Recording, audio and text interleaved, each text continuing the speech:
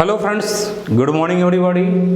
आज हम लोग डिस्कशन करेंगे एग्रीकल्चर रिफॉर्म से संबंधित जो 3 बिल गवर्नमेंट ऑफ इंडिया ने लाया है, उस तीनों बिल के पक्ष विपक्ष क्या उसकी सच्चाई है, उसके बारे में हम लोग डिटेल आज देखेंगे। मैं आनंद श्रीधम रिपब्लिका श्रीधम यूट्यूब चैनल पर आप सभी को बहुत बहुत स्वागत करता हूं। साथ ही रिपब्लिका ऐप पर भी आप लोगों का बहुत बहुत स्वागत है। रिपब्लिका ऐप को आप लोग इंस्टॉल कर लेंगे और इस प्रकार के ढेरों जो करंट से रिलेटेड आर्टिकल्स हैं, इशूज हैं, उसे आप प्रामाणिक रूप से एक विस्तृत रूप से आप यहाँ पर इस ऐप पर आप लोग देख सकते हैं। इस YouTube चैनल का आप फायदा उठा सकते हैं। तो आइए हम लोग बिना समय गवाए हुए हम लोग आगे बढ़ते हैं। ये किसी भी कॉम्पिटिटिव एग्जाम्स के लिए, चाहे वह BPSC हो या फिर बिहार दरोगा हो या यूपी सिविल सर्विस हो, किसी भी एग्जाम्स के लिए यह जो टॉपिक है एग्रीकल्चर रिफॉर्म्स इन इंडिया के संदर्भ में जो 3 बिल लाया गया है, उसको हम लोग देखेंगे कि क्या उस बिल में है। ठीक है, सबसे इंपॉर्टेंट बात यह है कि इसे एग्रीकल्चर रिफॉर्म्स के रूप में देखा जा रहा है। ठीक है, इस तीनों बिल को भारत सरकार एग्रीकल्चर कृषि सुधार के दिशा में एक बहुत ही महत्वपूर्ण कदम के रूप में इसको देख रही है। ये तीनों बिल क्या है, इसको हम लोग देखते हैं। तो सबसे पहली बात, महत्वपूर्ण बात यह है कि भारत सरकार ने, गवर्नमेंट ऑफ इंडिया ने इस कोरोना काल में 5 जून को, ठीक है, 5 जून को भारत सरकार ने क्या किया, एक ऑर्डिनेंस जारी करके, एक अध्यादेश जारी करके इस कानून को लाया और इसे कानून का रूप दिया गया। फिर बाद में जब संसद का सत्र स्टार्ट हुआ है सितंबर में, तो इसे लोकसभा से और राज्यसभा से पारित करवा लिया गया। तो वह 5 जून 2020 की बातें हैं। इसको आप लोग देख सकते हैं। राष्ट्रपति के ऑर्डिनेंस जनरली हम लोग जानते हैं कि वह तब पारित किया जाता है या करवाया जाता है सरकार के द्वारा जब संसद सत्र में नहीं होता है और अपरिहार्य ऐसी कोई विषय होती है, ऐसे कानून बनाना जरूरी होता है, तो सरकार इस टूल्स का यूज करती है। ठीक है, भारतीय संविधान में इसका प्रोविजंस है। ठीक है, तो अब आइए, यह जो है भारत सरकार इसको कह रही है कि यह मील का पत्थर साबित हो सकता है। और इस संदर्भ में जो हमारे कृषि मंत्री हैं नरेंद्र सिंह तोमर ने लॉकडाउन में इसे अध्यादेश के रूप में पहले लाया, फिर इसे कानून के रूप में पारित करवा लिया गया है। सरकार का अपना पहलू है, विपक्ष का अपना पहलू है। हम लोग दोनों के पहलुओं को जाने। इसमें कई बार क्या होता है, आधी हकीकत आधा फसाना वाली बातें। आप सच्चाई को जानिए कि सरकार का क्या पहलू है और विपक्ष क्यों विरोध कर रहा है, और इसके आधार पर आप व्यू बनाएंगे। एक निष्पक्ष आप राय देने की स्थिति में आप तब होंगे। देश के किसान, आप देश के युवा, कंपटीशन फील्ड के स्टूडेंट्स लोग जो विभिन्न एग्जाम्स की तैयारी कर रहे हैं, आपके लिए काफी इंपॉर्टेंट हो सकता है भारत का एक सामान्य नागरिक। तो यह जो कानून जो लाया गया, यह 3 कानून है। उस कानून को एक एक करके हम लोग देखेंगे। पहला है the farmers produce trade and commerce. तो फार्मर्स प्रोड्यूस यानी जो किसान उपजाता है, ठीक है, वह फसल के रूप में हो सकता है, हॉर्टिकल्चर से आइटम्स हो सकता है। ठीक है, विभिन्न रूपों में जो फसल क्रॉप आता है, उसके संदर्भ में द फार्मर्स प्रोड्यूस, उस प्रोड्यूस का ट्रेड एंड कॉमर्स, जिसका क्या करना है, प्रमोशन एंड फैसिलिटेशन। इस बिल के माध्यम से गवर्नमेंट ऑफ इंडिया उसको प्रमोशन, साथ ही उसको फैसिलिटेशंस, उसको सुविधाएं दे रही है, उसको संवर्धन और सुविधा दोनों दे रही है। कृषि उपज व्यापार और वाणिज्य संवर्धन सुविधा अधिनियम 2020। ठीक है, एक बिल ये है। दूसरा बिल नहीं, अब तो कानून बन चुका है। दूसरा है कि the farmers empowerment and protection agreement of price assurance and farm services कानून। बहुत ही लंबा चौड़ा है वर्ड्स, लेकिन एक एक वर्ड काफी इंपॉर्टेंट है। इस वर्ड्स में भी इस वर्ड्स में क्या है, वह इसकी मीनिंग छिपी हुई है, इसका उद्देश्य छिपा हुआ है। तो फार्मर्स को एम्पावरमेंट करने के लिए, साथ ही उसको प्रोटेक्शन देने के लिए। तो प्रोटेक्शन किसके अगेंस्ट में, तो जो बड़ी बड़ी कंपनियां हैं, जो कॉर्पोरेट फील्ड है और जिसके साथ कॉन्ट्रैक्ट फार्मिंग अब होगा, पहले से भी चला आ रहा है लेकिन अब यह एक नेशनल फ्रेमवर्क के अंतर्गत होगा, तो उसमें उसको प्रोटेक्शन दिया जाएगा, एक प्राइस का एश्योरेंस भी दिया जाएगा और फार्म सर्विसेज यानी कृषि सेवा व्यापार, कृषि सेवा पर करार, ठीक है, इसको भी देखेंगे, काफी इंपॉर्टेंट है। पहले कानून के माध्यम से क्या है, the farmers produce trade and commerce के माध्यम से यह वस्तुतः बाजार समिति जो एपीएमसी है, एग्रीकल्चर प्रोड्यूस मार्केटिंग कमेटी यानी बाजार समिति, उससे यह संबंधित है। दूसरा कानून क्या है, यह कॉन्ट्रैक्ट फार्मिंग से रिलेटेड है, काफी इंपॉर्टेंट है, इसको भी हम लोग देखेंगे, उस पर भी विवाद है, इस पर भी विवाद है। और तीसरा कानून इस संदर्भ में है द एसेंशियल कमोडिटीज एक्ट, यानी पहली बार यह भारत में आजादी के बाद 1955 में इसको लाया गया था और इसके तहत कुछ वस्तुओं को आप स्टोर नहीं कर सकते, बड़े बड़े व्यापारी, किसान आदि का एक वहां पर लिमिटेशन है, ठीक है, तो इसको भी देखेंगे। एक वस्तुतः तीनों कानून जो है अलग अलग नहीं है, तीनों एक दूसरे से जुड़ा हुआ है और इसी इंटीग्रेटेड फॉर्मेट में देखने की आवश्यकता है। गवर्नमेंट ऑफ इंडिया कह रही है कि यह जो कानून लाया गया है यह भारत के इतिहास में मील का पत्थर साबित हो सकता है, ठीक है। मील का पत्थर कैसे साबित होगा, मील का पत्थर साबित होने के लिए, ठीक है, गवर्नमेंट का क्या तर्क है, इस तर्क को हम लोग देखेंगे, गवर्नमेंट के तर्क को देखेंगे, ठीक है। तो गवर्नमेंट कह रही है कि आफ्टर इंडिपेंडेंस यह क्या है, एक सबसे बड़ा एक एग्रीकल्चर रिफॉर्म्स है, ठीक है। जिस प्रकार देश को आजादी 1947 में मिला है, इकोनॉमिक रिफॉर्म हमारे लिबरलाइजेशन, प्राइवेटाइजेशन एंड ग्लोबलाइजेशन 1991 में नरसिम्हा राव के टाइम में इसकी शुरुआत हुई थी। सेम वही चीजें कृषि के क्षेत्र में एग्रीकल्चर रिफॉर्म्स के रूप में इसको लाया गया है। एक एग्रीकल्चर एक कृषि के क्षेत्र की स्वतंत्रता के संदर्भ में इसे देखे जाने की आवश्यकता है। जो किसान अब तक विभिन्न कानूनों से रिस्ट्रिक्टेड था, ठीक है, वह उसका कहीं न कहीं उससे बंधा हुआ था, उससे मुक्ति है और उस बंधन से उसको मुक्त कर दिया जाए तो वह क्या होगा, आजाद होगा, वह आत्मनिर्भर होगा, उसे अपनी फसल की, अपनी उपज की बेहतर आय मिल पाएगी, वह बड़ी बड़ी कंपनियों के साथ टाई अप कर सकता है, उसके साथ कॉन्ट्रैक्ट कर सकता है और वह अपने पूरी की पूरी एग्रीकल्चर को मॉडर्नाइज कर सकता है। तो इसमें बहुत सारी चीजें डायरेक्ट है, बहुत सारी चीजें उसमें छिपी हुई है, तो इन सारी चीजों को हम लोग देखेंगे। देश में यह जो पहला जो कानून है, ठीक है, किसान उपज व्यापार और वाणिज्य, एग्रीकल्चर प्रोड्यूस वाला जो है ट्रेड एंड कॉमर्स, उसमें क्या है, गवर्नमेंट कर रही है कि बाजारों को, इससे क्या होगा कि पूरे देश में एक बाजार, एक देश एक बाजार के रूप में स्थापित होगा और इस रूप में क्या है, यह हिस्टोरिकल होगा। दूसरी इंपॉर्टेंट बात है, जो राज्य के द्वारा एपीएमसी जो चलाया जा रहा है, यानी बाजार समिति, कुछ राज्यों में से मंडी बोलते हैं, बिहार जैसे राज्यों में इसको बाजार समिति जनरली जानते हैं, तो वह क्या होगा, एपीएमसी की सीमाओं से वह मुक्त हो जाएगा। अब किसानों के ऊपर यह रिस्ट्रिक्शन नहीं होगा कि वह एपीएमसी के माध्यम से ही अपने फसलों को, अपने एग्रीकल्चर प्रोड्यूस को बेचे। एपीएमसी क्या करती है, एपीएमसी में बिचौलिए होते हैं, उसमें दलाल होते हैं, अरहतिया होते हैं, जिनका अपना कमीशन होता है, साथ ही उस एपीएमसी के माध्यम से राज्य सरकार को भी शुल्क प्राप्त होता है। तो इस प्रकार से किसानों को जो दाम मिलना चाहिए वह नहीं मिल पा रहा है, वहां पर भी कई सारी चीजें हैं, करप्शन है, सिस्टम के फॉल्ट के कारण।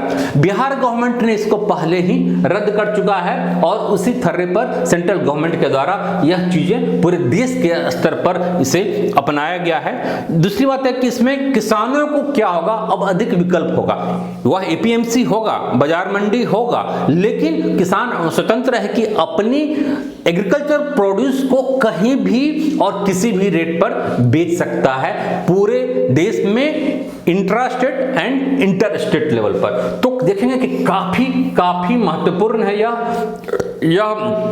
मतलब व्यवहारिक सैद्धांतिक रूप से काफी अच्छा लग रहा है। हालांकि इसकी कुछ अपनी सीमाएं भी हैं, व्यवहारिक स्तर पर इसमें लूप फॉल्ट भी हो सकता है।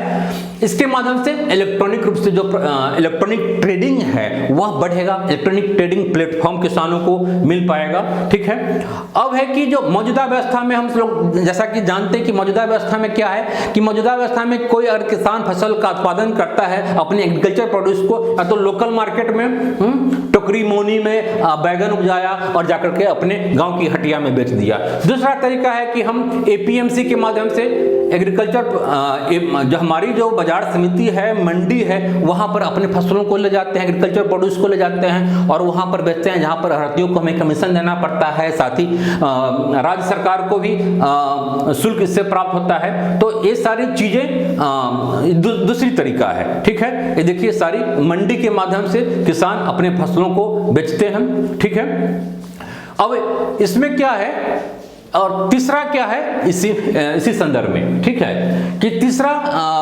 संदर्भ के रूप में एक नई चीज अब आएगी। अब यह जो कानून बना है, ठीक है, इस कानून से क्या फायदा है?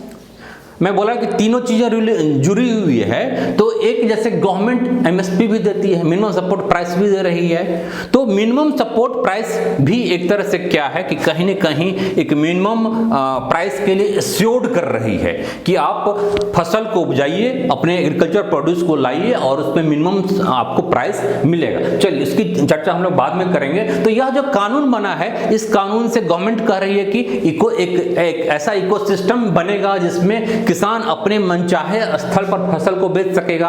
अगर मान लीजिए कि प्याज का उत्पादन महाराष्ट्र में ज्यादा हो गया लेकिन बिहार में इसकी कमी है, बंगाल में कमी है, तो महाराष्ट्र का किसान क्या कर सकता है कि अपने प्याज को डायरेक्ट बिहार या बंगाल ला करके बेहतर उसका मुनाफा कमा सकता है। तो एक इकोसिस्टम बन रहा है, इंटर स्टेट और इंट्रा स्टेट का एक बेहतर कारोबार बिना किसी अड़चन का। पहले भी था लेकिन अब कोई अड़चन नहीं आएगी, उसमें स्टेट शुल्क जैसी स्टेट के लेवल पर कोई बाधा नहीं होगी, एपीएमसी के द्वारा आपको रिस्ट्रिक्ट नहीं किया जाएगा, किसानों को मार्केटिंग का लाभ मिलेगा। ठीक है, तो ये सारी अच्छी चीजें इसमें है। अब क्या है, यही सारी चीजें हैं, देखिए इसमें भी दिखाया गया है। इसमें जो इंपॉर्टेंट चीजें हैं, concept of one nation one market का जो कॉन्सेप्ट है इसको बढ़ावा मिलेगा। ठीक है, अब कुछ अन्य चीजों को हम ले लें। इसमें आपत्ति क्या है, तो आपत्ति इस स्तर पर है कि विपक्षियों को लग रहा है, आम नागरिकों को भी लग रहा है एक समझ के अभाव में कि एपीएमसी को समाप्त कर दिया जाएगा। इसके माध्यम से क्या होगा, मंडी को समाप्त कर दिया जाएगा। एपीएमसी के माध्यम से मार्केट रेगुलेट हो रहा था, अब वह एपीएमसी समय के साथ समाप्त हो सकता है, वह इररिलेवेंट हो सकता है। जब किसान अपनी फसल को, अपनी कृषि उपज को अब एपीएमसी में नहीं लाएगी, सॉरी एपीएमसी के माध्यम से या बाजार मंडी के माध्यम से नहीं बेचेगी, डायरेक्ट अगर वह कॉन्ट्रैक्ट कर लेती है बड़ी बड़ी कंपनियों के साथ या फिर डायरेक्ट बेचती है, तो क्या होगा, धीरे धीरे एपीएमसी ऑटोमेटिकली इररिलेवेंट होता जाएगा, राज्य सरकार को भी वह शुल्क नहीं मिलेगा। ठीक है, तो आपत्ति इस बात का है कि समय के साथ यह इररिलेवेंट हो सकता है, अब मार्केट रेगुलेट नहीं हो पाएगा उस ढंग से, मंडी शुल्क समाप्त हो जाएगा जो राज्यों को मिलता था, बिचौलियों को मिलता था। ठीक है, तो ये सारी चीजें हैं। एक इंपॉर्टेंट बात है कि वन नेशन वन मार्केट की बातें कही जा रही है, लेकिन बेहतर है कि वन नेशन वन एमएसपी होनी चाहिए, मिनिमम सपोर्ट प्राइस। ठीक है, जब मिनिमम सपोर्ट प्राइस हो जाएगा तो एपीएमसी में जो रेट की ऊपर नीचे होता है, वहां भी है कि जो बिचौलियों होते हैं किसानों के ऊपर दबाव डालते हैं कम रेट के लिए, तो जब minimum one nation one MSP हो जाएगा, यानी उससे कम रेट पर कोई नहीं खरीद सकता है, चाहे वह गवर्नमेंट हो, बीच का अड़तिया हो, दलाल हो, मिडिलमैन हो या बड़ी कंपनियां हो। एक मिनिमम नेशनल लेवल पर जब हो जाएगा तो क्या होगा, अगर कोई ऐसा करता है जेल का प्रावधान सरकार करे, तो इस टाइप की चीजों को गवर्नमेंट करती तो ज्यादा बेहतर होता। वन नेशन वन एमएसपी, अभी क्या है, अलग अलग राज्यों में भिन्न भिन्न चीजों के लिए अलग अलग मिनिमम सपोर्ट प्राइस होती है।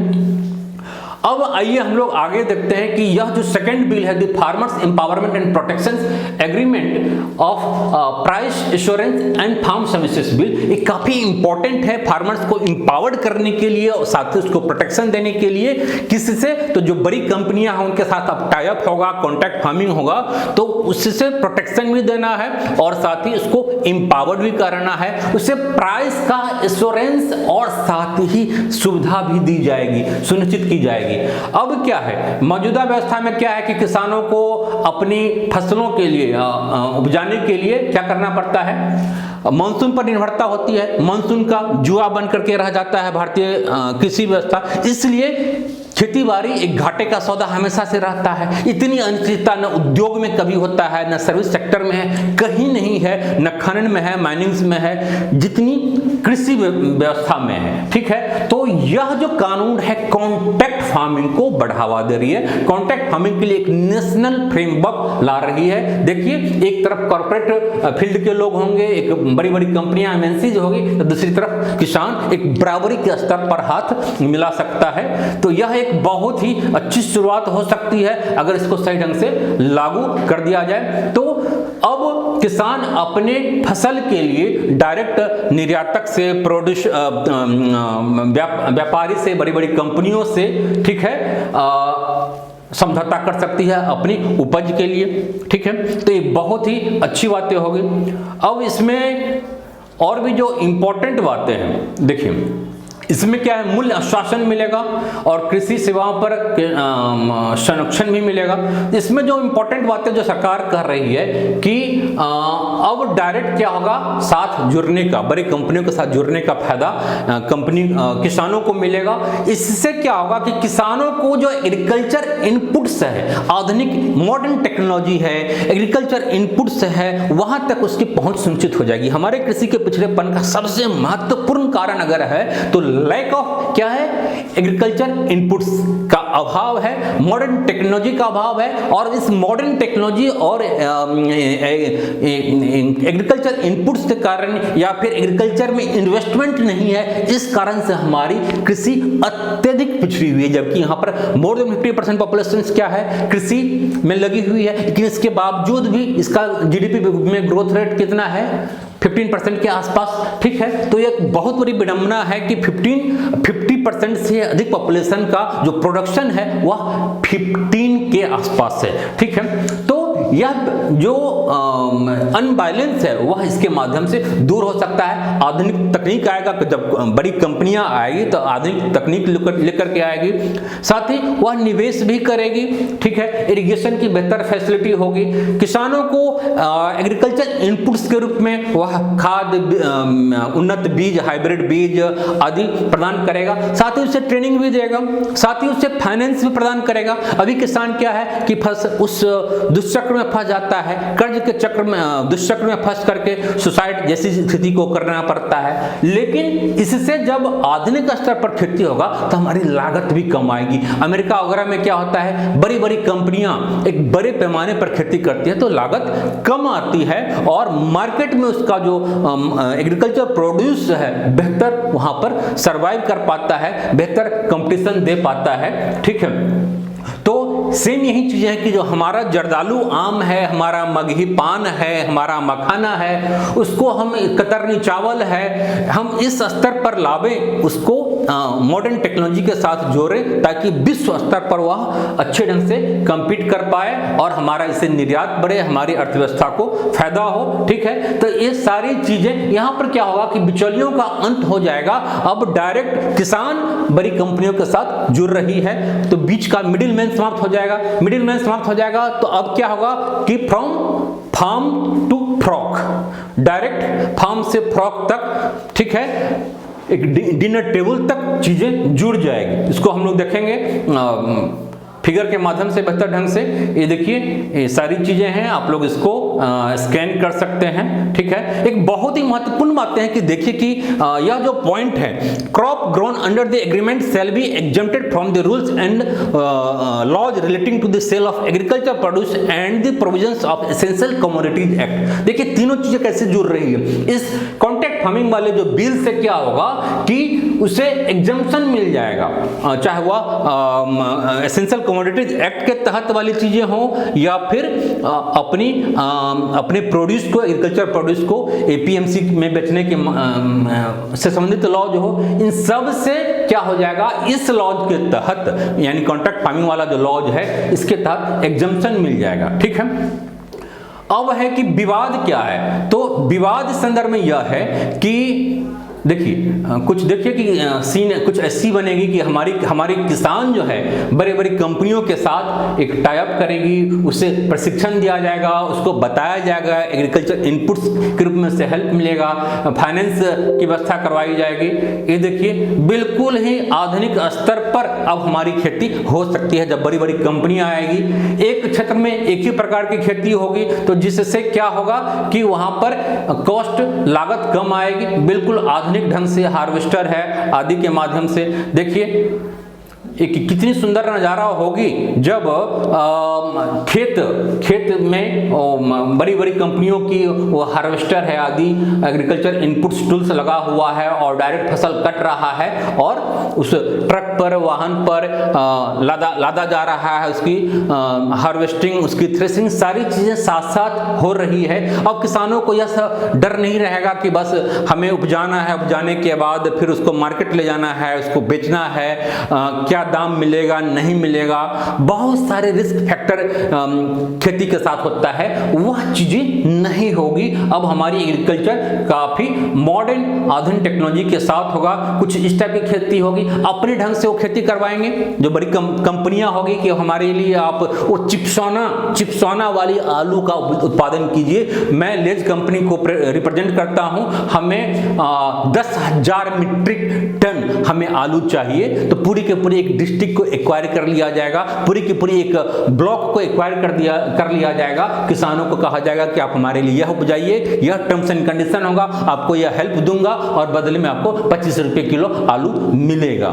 ठीक है, तो उनको प्रॉपर इसके लिए ट्रेनिंग भी दी जाएगी। देखिए कितना सुंदर नजारा होगा कि जब इस टाइप का टूल्स इंडिया में जब बड़े पैमाने पर यूज होने लगे, बिहार और यूपी जैसे, वेस्ट बंगाल जैसे पिछड़े राज्यों में, कि जहां पर देखिए अभी हम धान रोपते हैं तो एक एक करके रोपते हैं एक एक पौधा को, अब यहाँ पर एक साथ ही बड़े पैमाने पर धान की रोपनी हो जाएगी, खेत में ही हार्वेस्टिंग हो जाएगी, खेत में ही उसकी थ्रेशरिंग हो जाएगी। ठीक है, ये सारी चीजें आपको काफी कॉस्ट इफेक्टिव होता है और अपने ढंग से वो कहेंगे कि नहीं स्ट्रॉबेरी की खेती कीजिए। अब हमारी किसान क्या है, परंपरागत ढंग से केवल धान, गेहूं और ज्वार, बाजरा, रागी, मक्के की ही खेती कर पाती है, उसके बियॉन्ड सोच नहीं पाती है। अब हमारी एग्रीकल्चर क्या होगा, मॉडर्न टेक्नोलॉजी के साथ जुड़ जाएगी, मॉडर्न मार्केट के साथ जुड़ जाएगी। ठीक है, इंटरनेशनल मार्केट, ग्लोबल लेवल पर देखिए वेयर हाउस, बड़ी बड़ी कंपनियां आएगी तो वेयर हाउस लगाएगी, कितने मॉडर्न आधुनिक इस प्रकार की वेयर हाउस आप देखेंगे अमेरिका वगैरह में या फिर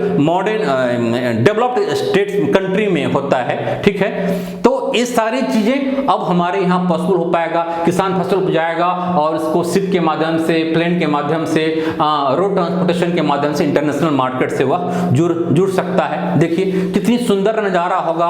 और बिहार, यूपी जैसे पिछड़े राज्य के लिए या फिर अन्य विकसित राज्यों के साथ भी इस टाइप की चीजें हो रही है अभी, तो कितनी यहाँ पर एक फायदे की एक सौदा हो सकता है।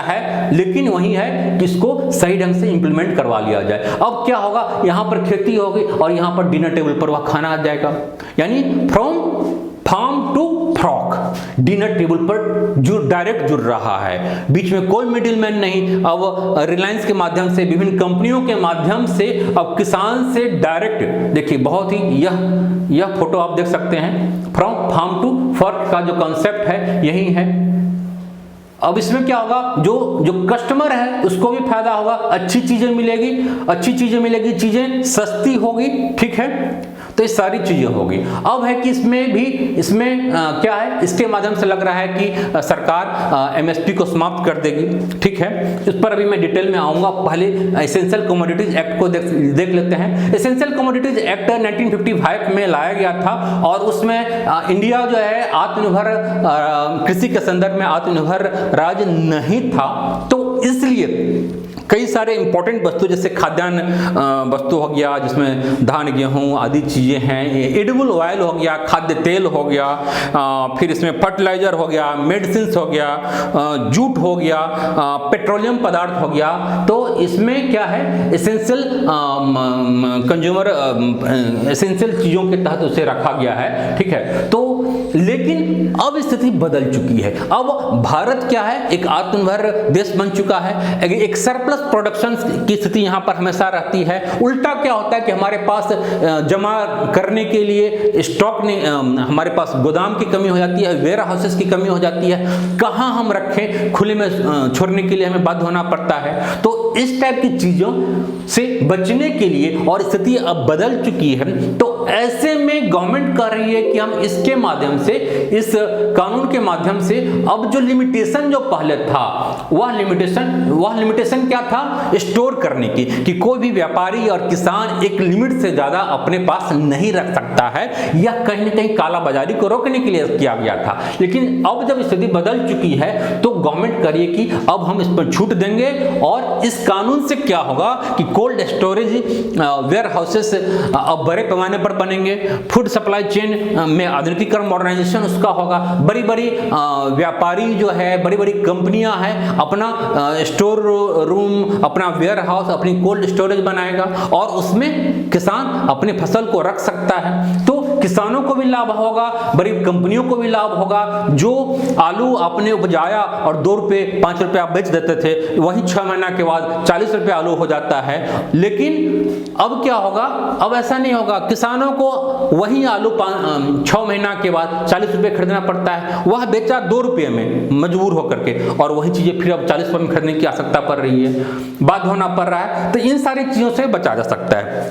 इसमें है कि कुछ चीजें हैं कि जैसे युद्ध की स्थिति में और आपदा की स्थिति में गवर्नमेंट इस पर नियंत्रण रख सकती है, ठीक है। इस कानून में ऐसा प्रोविजन किया गया है। तो युद्ध, प्राकृतिक आपदा के और ऐसी असाधारण रूप से अगर कीमत में वृद्धि हो गई तो ऐसे में सरकार नियंत्रण रख सकती है। तो बहुत अच्छी बात है कि फुल्ली इसको नहीं छोड़ा गया है।